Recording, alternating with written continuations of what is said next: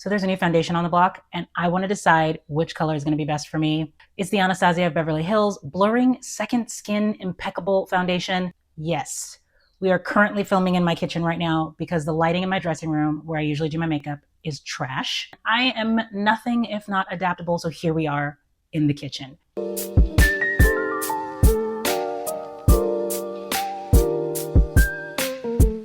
Hey sugar, I'm the Black Magnolia, your favorite bougie babe, bringing you all your bougie and budget-friendly tips and faves, and a little bit of everything in between. And sometimes we are a little bit more bougie than budget-friendly. I am trying to figure out which color that I want to get in this foundation because I saw it and it looked incredible. One of my absolute favorite makeup creators, Ohema Bonsu, tried it on, and I'm all about everything she does, right? But she's a lot younger than me.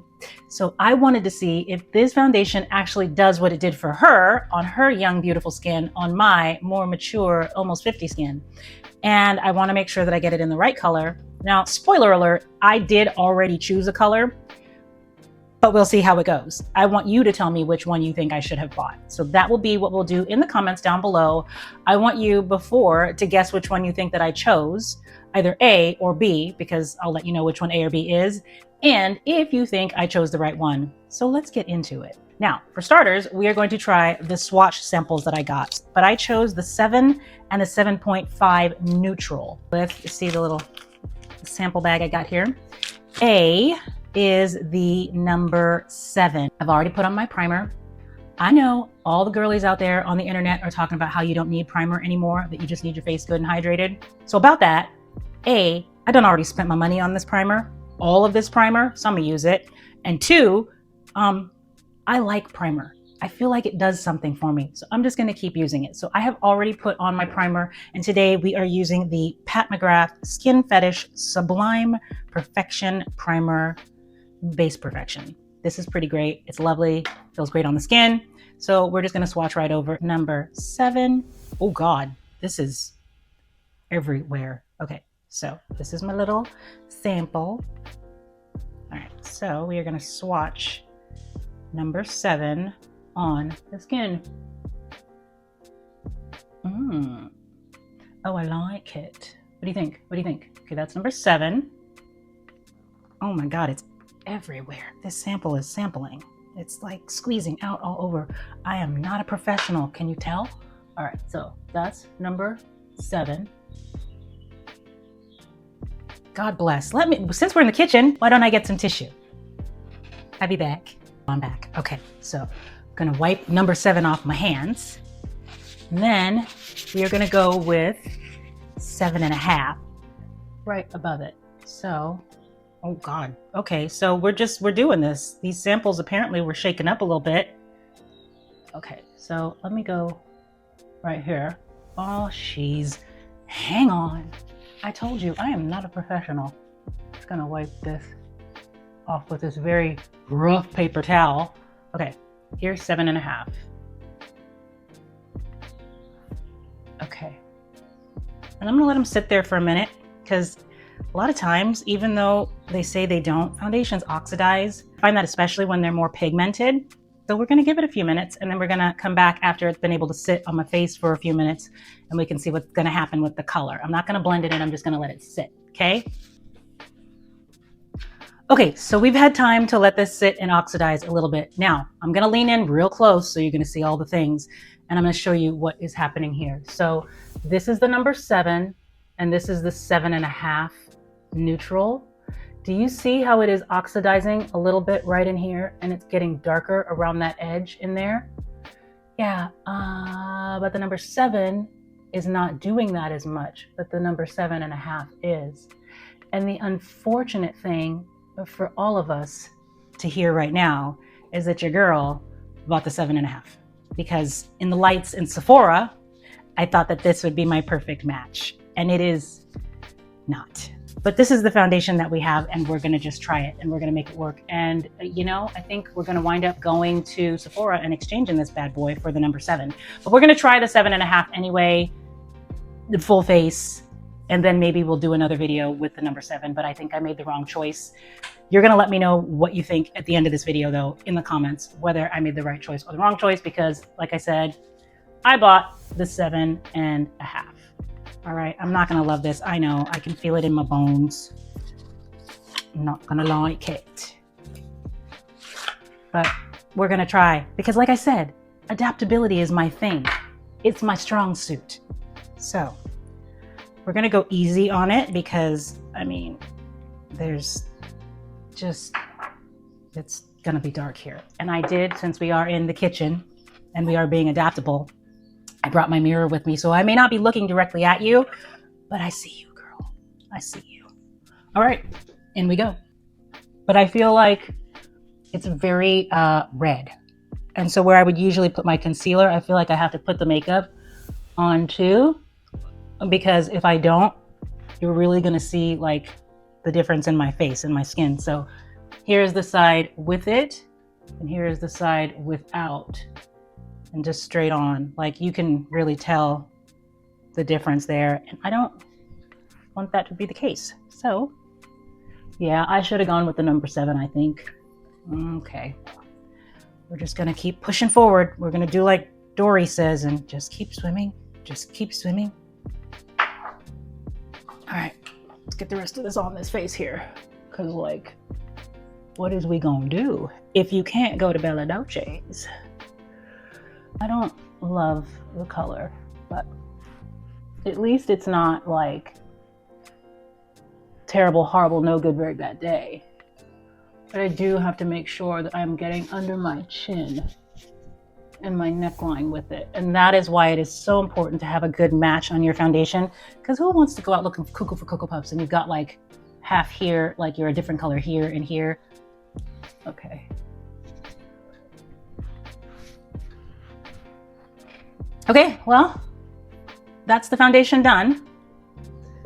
Let me put on the rest of my makeup and see how I feel about it once we are all said and done. Literally, like I'm not like the makeup guru. I just know how to put the makeup on my face that makes me feel pretty. I mean, maybe in the summertime this might be good, but like the undertones on it just are not it. After 40, there is a no-no line on your face. So the no-no line is from here, from that bottom of your earlobe, straight across, and that it's all gonna drag you down if you start to put your makeup, your contour, your blush in that down area this way, which makes sense because gravity is already doing its thing with us as we get older. I'm gonna be 48 this year, and I'm telling you, I have seen things hang low that I did not know could hang, not just on the face. So just take it and go right there. Now see, my contour isn't even really showing up with this either. Oh, I'm a little upset. I'm a little upset. Okay, let's see what we can do here. Deep cleansing breaths. Yeah, this was not the right color. I keep saying that, but you guys, let me know what you think by the time we're done, if we can make this work, okay?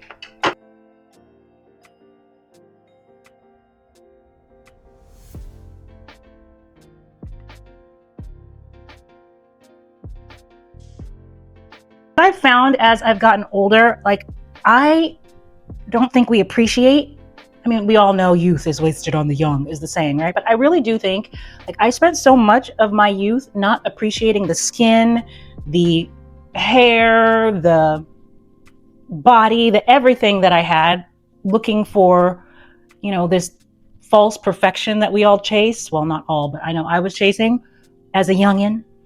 And I missed the opportunity to just enjoy myself and enjoy all of those things. Like I didn't have to wear a ton of makeup when I was younger. I loved wearing makeup. I would use my MAC powder. I literally, because my skin has always been so oily, a little less oily as I get older, but you know, all the way up into my like early 40s, my skin was super oily. So wearing just powder foundation was like the thing that I did. So I just wore my MAC Studio Fix and an NW45. I used that powder. I used a little bit of chestnut lip liner, a light lip, and that was pretty much all I did. I didn't do a lot of eyeliner. I didn't do, like, I never, contour who? Never heard of her. Didn't do, and like, I knew none of that. Mascara, powder foundation, and like, I would get my eyebrows waxed to the gods. Like, it was the 90s. That's what we did.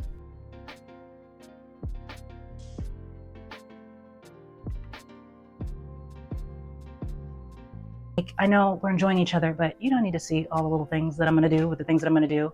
So I'll be back when I'm all done and we'll see how this goes. Okay, this is the look. And I don't know how I feel about the makeup. I don't know. I feel like it is showing a lot of my fine lines and like things that I don't love about my skin, but it's not been on that long, so I'm gonna let it wear in. I did put a lot of mattifying products on top of already matte foundation, so that could also be what's causing the issue, but I don't know. I mean, I think I was able to make the color work, mostly, but I don't know. Let me know what you think.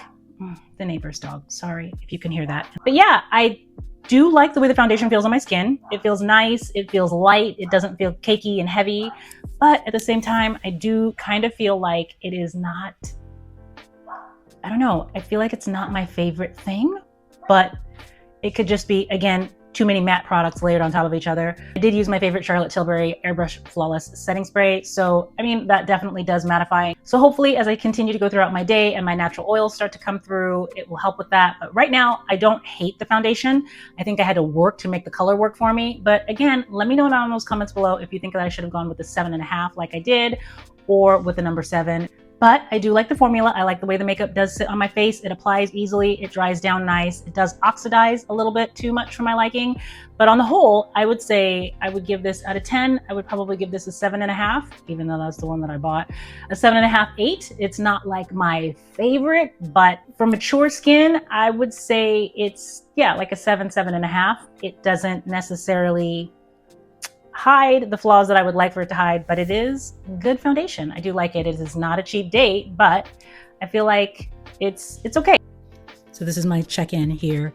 Put on the makeup at 1 o'clock and this is 5:30 and this is what we're looking like. I have not done any touch-ups and I am getting ready to film a video. So I'm gonna need to do a touch-up here because I'm starting to look a little greasy. Remember I told you that my oils will come through because I am an oily girl?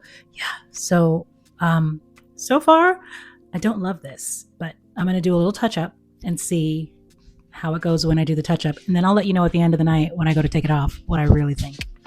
It's 7 o'clock. I didn't touch up my makeup. I just patted some of the oil off of my skin and it's back, as you can see. But I don't love this foundation. I wanted to. It has settled into all of my fine lines. I don't know if you can see that in here. And I usually don't see those. And I can see them. And I don't like them. And it is not doing any of the things that I want it to do for my skin. I don't love it. So I would say for mature skin, Anastasia of Beverly Hills, Impeccable, whatever the case may be, maybe skip it, maybe don't. I think it is probably a really lovely foundation. It's good, but I think that it's probably better on younger skin. But I could be wrong. It could just be me. It could just be my skin. I'm just giving you my opinion, but I don't love it. I don't love it at all.